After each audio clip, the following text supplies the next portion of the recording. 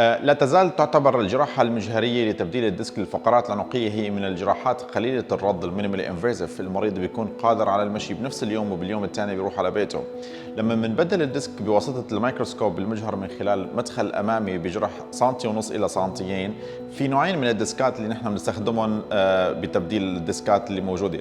النوع الثابت اللي هو الكيج الثابت اللي ممكن أحيانا نثبته ببراغي أو ببليته، والنوع الثاني اللي هو الموبايل ديسك اللي هو المتحرك.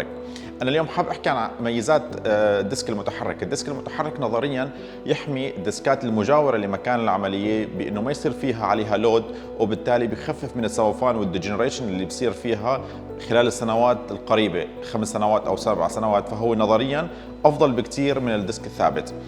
واليوم حالة مريضنا حيدر اللي هو منتسب من قوات الجيش العراقي، حالة صار عنده انزلاق حاد، ضغط شديد على الحبل الشوكي، خدر بإيديه وبرجليه.